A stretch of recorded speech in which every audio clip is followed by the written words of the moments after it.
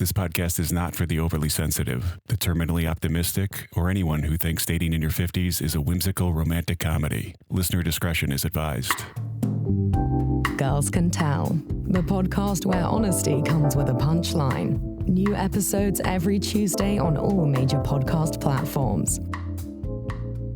Let me be honest with you about something. I spend a lot of time on these dating apps, more than I'd like to admit, and over the past year I've noticed something shifting. The profiles have gotten worse. I don't mean slightly worse, I mean downright shitty. And in very specific ways that are so consistent and so widespread that at this point they aren't just individual mistakes anymore. They're patterns, and they definitely tell you something. So today, instead of talking about chemistry, attachment styles, or why good people make bad decisions in relationships, I'm going to tell you what I'm actually seeing out there on the apps right now and what it says about those of us who are actually paying attention. This one's for everyone who's been on the apps and wondering if it's just you or something's really wrong with what's happening out there. It's not just you. Let's start with one that prompted an actual conversation I'm going to share with you. More and more profiles that say things like, here for a genuine relationship, and in this particular case, I'm not interested in casual, looking for marriage, have an Instagram handle sitting right there in the bio. And I want to tell you what that says and what it doesn't say. It doesn't say transparency, openness, or any of the things that the people tell themselves it does. It communicates that you want more followers. That's it. A woman who's honestly focused on finding one serious relationship with one specific man doesn't need to funnel strangers from a dating app to her Instagram account. That's not how finding a quality partner happens. That's how building an audience works. There's nothing wrong with building an audience, but just don't put here for something real in the same bio where you're doing it. Those two things are in direct contradiction, and any man who's looking for something real sees it and is instantly turned off by it. I actually matched with someone recently specifically to have this conversation. Her bio said she wanted a genuine relationship with one man. Her bio also had her Instagram handle. She sent a super swipe, which means she initiated, and my opening message was simple. Why do you put your Instagram in your bio? She told me it was for transparency, that if I wanted to know more about her, I could look her up on Instagram and see her personality. She also asked why that was my opening question. I told her straight. It doesn't read as transparent to a man, it reads straight up as attention-seeking, and it won't attract someone looking for a serious relationship. It exclusively attracts scumbags who are looking for what the Instagram handle is offering. She disagreed respectfully, then, possibly overcompensating more than a little, she told me she's a business owner, an author, a real estate broker, a former politician, and an advocate, and that her Instagram reflects all of that, and she was being transparent by sharing it. Bullshit. She told me that if having her Instagram handle in a serious relationship bio was going to preclude me from seeing her as a viable match, then we were misaligned. It's the first thing she said I agreed with her on, and I wished her well. And that was that. Here's the thing. She likely wasn't a bad person. She was articulate and had clearly accomplished real things, but the contradiction of things she said in her bio was insane. And the fact that she had a sophisticated explanation for it doesn't make the contradiction disappear.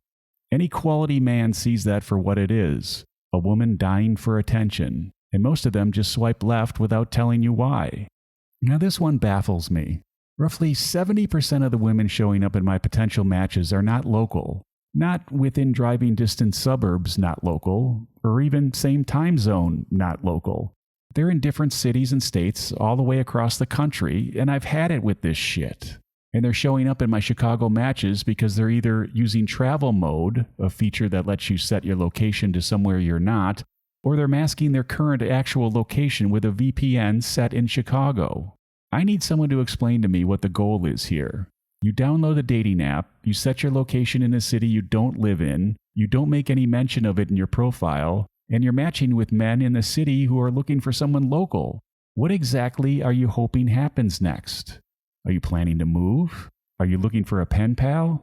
Are you hoping to find someone so extraordinary that he'll immediately agree to a long-distance situation with a stranger he met on Hinge? Because that's not how it works. What it actually does is waste everyone's damn time, including yours. A man who's serious about finding someone local swipes on you, matches, has a conversation, starts to get interested, and then finds out you're 4 states away. That's a dead end that didn't have to happen. Not exactly a promising start to something. If you want to date someone in Chicago, move to Chicago. If you're visiting and want to meet people while you're here, say that. At least that's honest. It's either that, or they want validation from likes and they weren't getting enough of them locally, so they digitally moved to a new city for a dopamine hit. Using travel mode or a VPN to appear local when you're not is just a way of pissing people off and getting in the way by being part of what's terrible about the apps. Get out of the way. And lying is a terrible foundation for the genuine relationship your bio says you're looking for. I've noticed something interesting about dating profile age errors. They only go in one direction. Women who accidentally enter the wrong age on their profiles are never accidentally older than they actually are. They're always younger. Always. The mistake is explained away in the bio and is always in the direction that benefits the profile. Every single time.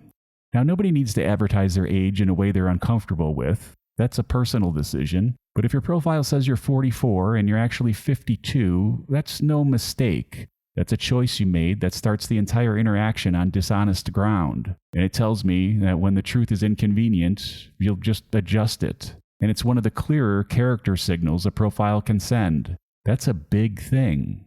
If you can't enter your own age correctly, and only ever in the direction that makes you look better, you're not the woman for me, and probably not for any man who's looking for a decent relationship.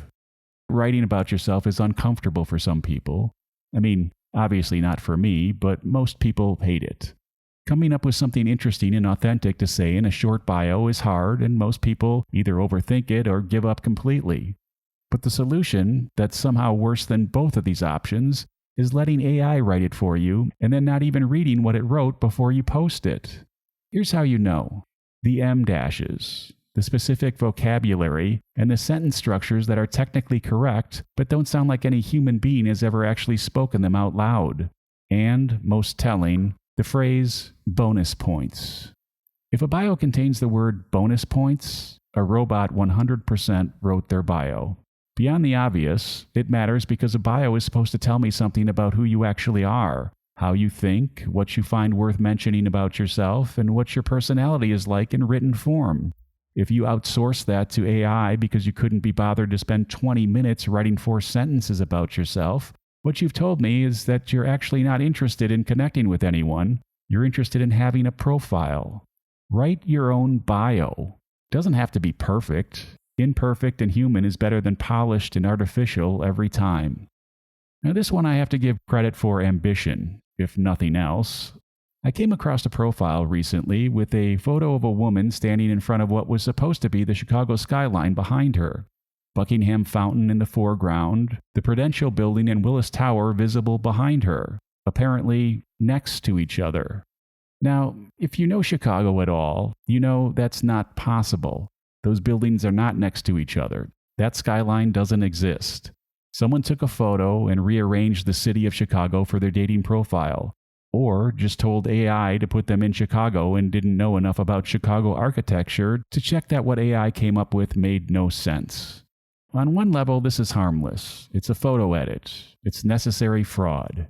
But on another level, it's a useful data point. That person cared enough about their profile photo to digitally reconstruct an entire city skyline, but apparently didn't consider that anyone who actually lives in that city would immediately notice. That specific kind of obliviousness tells you that they're not actually local, which brings us back to the travel mode problem. Either way, worth noting. The last one is about what happens after the match. You match with someone, you start a conversation, and you quickly realize that you're the only person in the conversation asking questions. You ask something, they answer and don't ask anything back. You ask something else, they answer, still nothing back. You're essentially conducting an interview with someone who showed up without any apparent interest in knowing anything about you. This isn't unique to the apps. It's a fundamental communication problem that's a problem everywhere. But on dating apps, it's insane how much it happens. If you match with someone and you're interested in them, ask them something. Anything. Show some curiosity about the person on the other end of the conversation, because a conversation where only one person is asking questions isn't a conversation, it's an audience. And most people, after 2 or 3 rounds of this, just stop responding because the effort never felt mutual. Mutual effort is the bare minimum. It's not a high bar, but right now on these apps, it seems like it's too much to ask. The problems I've been talking about don't always end at the profile. Sometimes they roll right into the conversation as well, and sometimes they take a form that's hard to identify because it's coming from an unexpected direction. I matched with someone recently. She initiated, she liked me first, and in her first message, she told me I sounded awfully picky because my profile said I was looking for someone serious, local, smart, and fun. Let that sink in for a second. She pursued me and then immediately criticized what I was looking for. That's a contradiction that says something about how this person operates before you've invested a single minute of real time in them. And it didn't stop there. Over the course of the conversation, she made a comment about my hair, then made another comment about my hair, which, being thick, full, and stylish, is very often mentioned and always positively. Then she made a comment about my height, which, at 6'6", is something women actively seek out, not something seen as a negative. Now, one joke about someone's appearance can be banter. It can be playful. It can be the beginning of a great dynamic where you both give each other a hard time and it's fun. But there's a pattern here that's different from banter. She liked me, she initiated, she got my attention, and then she spent the conversation making small comments designed to make me feel slightly worse about things that are objectively not problems. That's what we call negging. And it's a specific kind of negging that's worth understanding because it comes from a person who's pursued you, which makes it confusing if you're not sure what you're looking at. Here's the psychology underneath it. When someone perceives the person they're pursuing as higher value than themselves, more confident, attractive, or more accomplished, whatever the specific dynamic is, they respond by trying to quietly level the playing field. Instead of raising themselves up, they bring the other person down slightly. A comment here and a joke there. Nothing dramatic enough to call out directly, but consistent enough to create a small dent in your confidence if you let it. It works on people who don't notice it.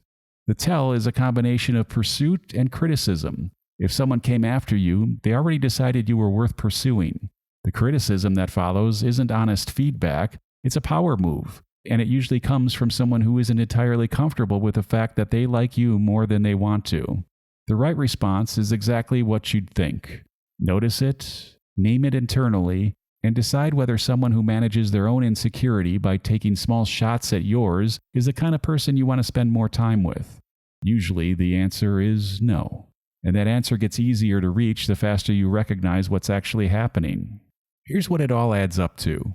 Your profile is communicating things you might not intend to communicate. The Instagram handle says one thing while the bio says another. The wrong age says that inconvenient truths are just adjustable.